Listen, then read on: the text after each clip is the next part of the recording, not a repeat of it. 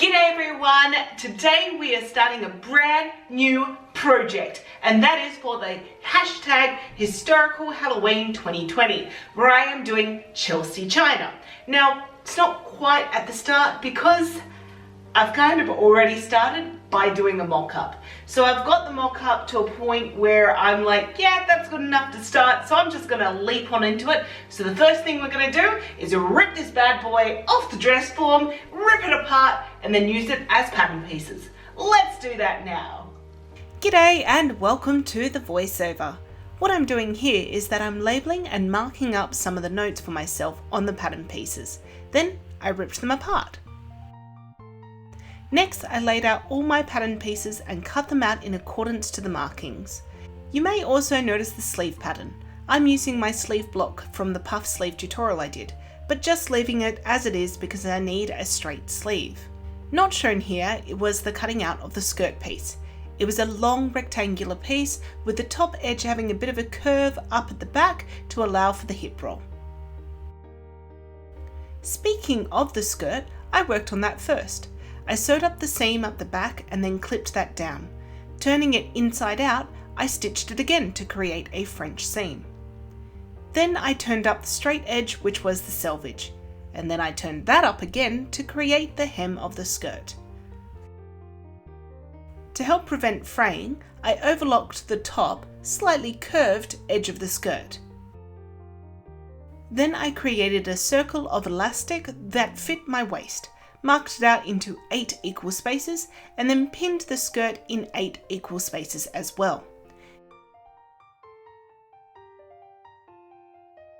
Then I sewed the elastic to the skirt, pulling the elastic taut as I sewed. Moving on to the bodice next, I pinned the pieces together and did simple seams on both the outer and lining fabrics. Okay, so update time. As you can see, I've got the base all together somewhat. So I have the skirt done to a place where now it just needs to have the plates put on top of it, but the bodice is what I'm going to be mostly working on next. So what I need to do is, this is the outer layer. I have the exact same as a lining over there, which the next thing I need to do will be adding boning channels and boning, and then putting it all together with the ruffles. So I'm hoping to get that done today. That would be nice. So let's do that. After ironing the seams open, I measured out lengths of ribbons down the seams. As this is a polyester ribbon, I used fire to seal the edges. I pinned it all down and then sewed each of the ribbons down, leaving the bottom open so I could insert the boning.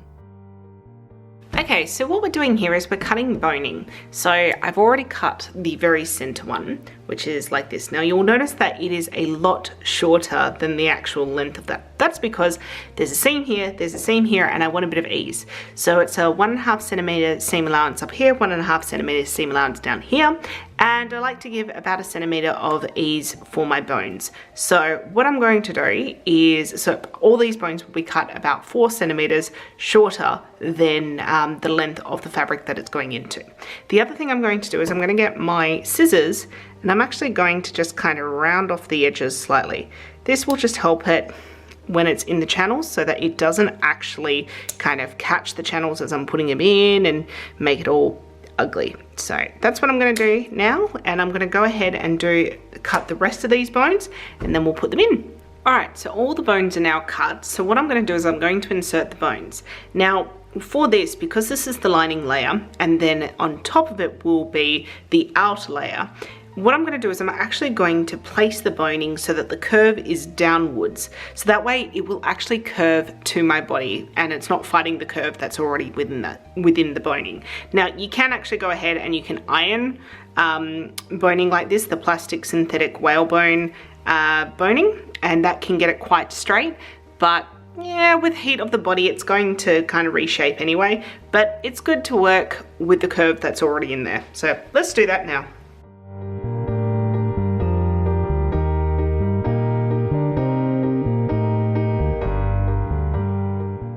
Alright, so with that done, the next thing to do will be just to close up the bottom to lock in those channels, and then from there we can start adding the ruffles and putting it all together. Let's do it. So now it's time for some petticoat maths. So I had a look at the two ruffles that we're looking at the moment. There's the one around the neck and then there's one around the waist. The one around the neck is actually narrower, so I think it's about 6 centimeters as the finished length. So I'm going to add a 2 centimeter kind of additional onto that because I need 1.5 centimeter seam allowance, plus also an extra 0.5 centimeter to allow for a rolled hem. So that will give me 8 centimeters. For the waist, it's a little bit wider. It's about 10 centimeters, I reckon. So with that one, I'm going to add the 2 centimeters onto that, and then it will be 12 centimeters. And in terms of the length of fabric that I'll need, I measured around from the back of the neck to around the neckline to the back of the neck on the other side, and it was 88 centimeters.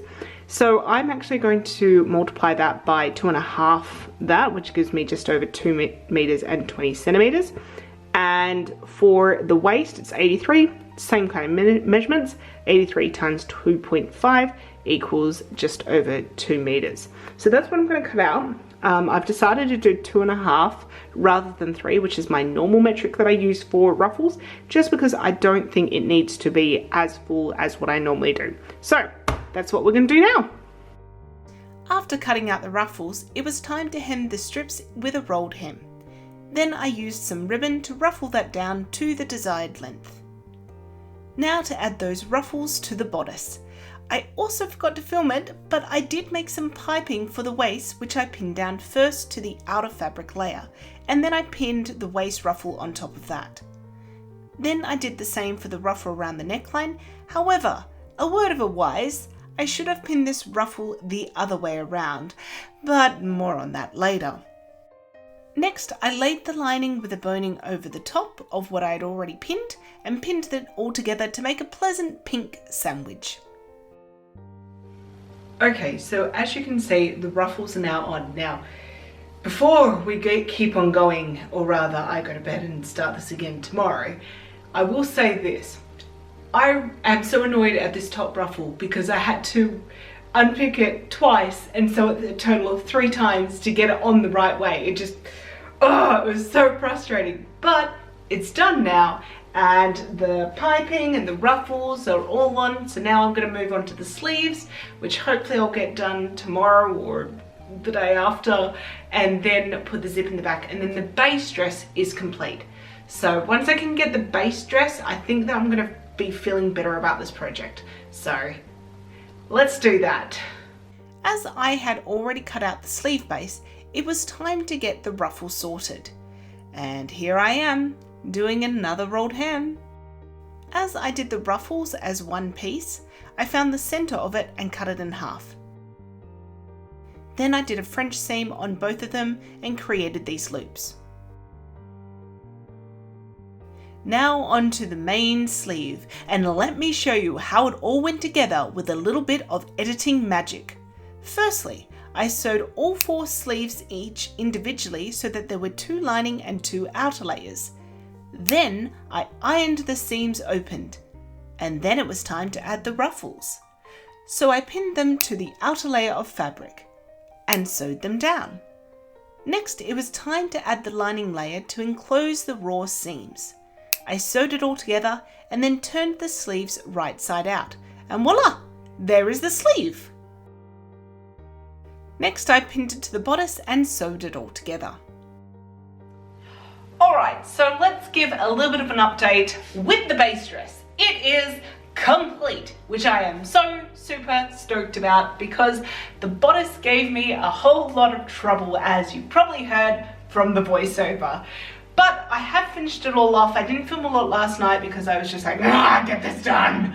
But what I did do was that I tacked down the top ruffle so it doesn't like into my base, and I also put a zipper in the back. So now that the base dress is all complete, the next thing we're going to do is start on the detailing, and I guess the very first place I need to start will be the 4 plaits on the skirt. So that is what we're going to do next, and I need to probably draw that up. So watch this space. I'm not an artist in that way, so this could be interesting. Hey. Okay, so what we've got here is we have the template for the 4 plates that go onto the skirt. I did this very mathematically by creating an oval and then just keep on cutting it down until it was the shape and size that I needed it to work for the skirt. What I then did was I went ahead and I did a bit of a layout where all the different elements go to. So I've got some roses which are in red, I've got some grapes which will be in blue, and some leaves which are in green. So what I'm going to do next is I'm going to cut out the plates, then I'm also going to draw out all the little bits for all of the roses, grapes and leaves onto the heat and bond which I've got, which I'm going to be using as the applique base, and that will be attached to obviously the different fabrics that I'm using for that. So let's do that now. Yeah. I cut out the base of the plates from this silk peony I had in my stash. I also overlocked the edges because silk loves to fray, doesn't it? Next, I made a template for the roses and cut it out using a knife. And yes, I used a bit of my Diet Coke can box because I drink far too much of the stuff, and this at least puts it to good use. Using the template, I drew up on the heat and bond 6 roses, 3 of which were in reverse for each of the 4 plates. I cut off this section of the heat and bond and ironed it onto the red silk. Then I began the painstaking task of cutting each of the sections out. This took longer, way longer than I anticipated. And then I laid out the placement of all the roses. Then I did the same process for the leaves. And finally, the grapes. Aw, doesn't it look pretty? I then went through and took off all the backings of the heat and bond so that the cutout pieces had the glue on the back of them. I did the bottom half first and then ironed that down with a scrap piece of calico over the top to protect the silk. I then repeated the process for the top half. Now what's next? Yep, you guessed it. More ruffles. This time the ones that go around the plates. So yep, more rolled hems for me. You can see how much I'm loving it. Next I marked out quarter points in the ruffle loops and around the plates and pinned the ruffles down.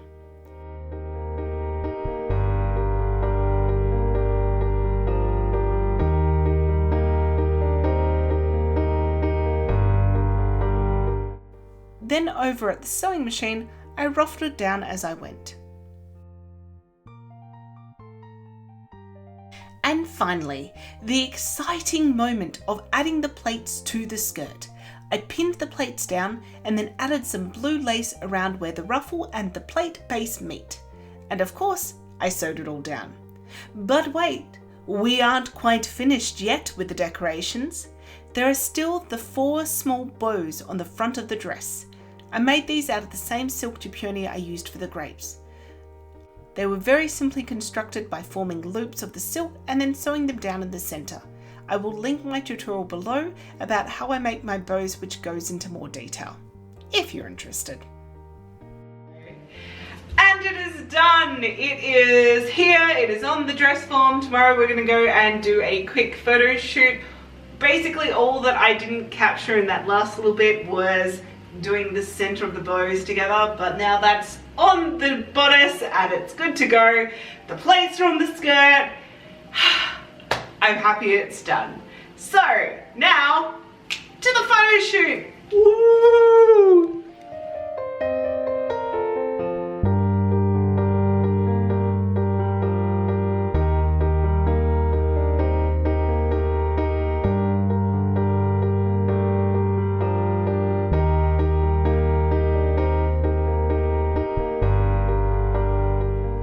So now time for my final thoughts on this costume.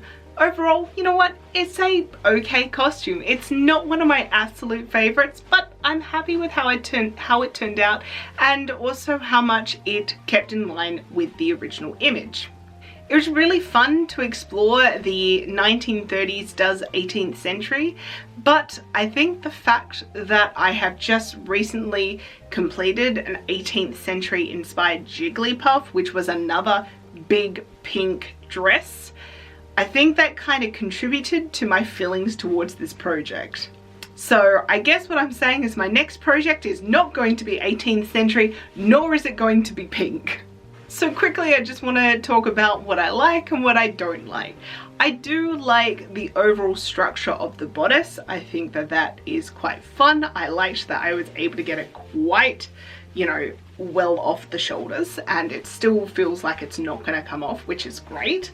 I also like the plaits and how the plaits turned out. However, what I don't like is I kind of don't like the ensemble together. I just don't think it is the right type of silhouette for my body shape. It just does not do me any favors whatsoever. At least that's how I feel about it at this point in time.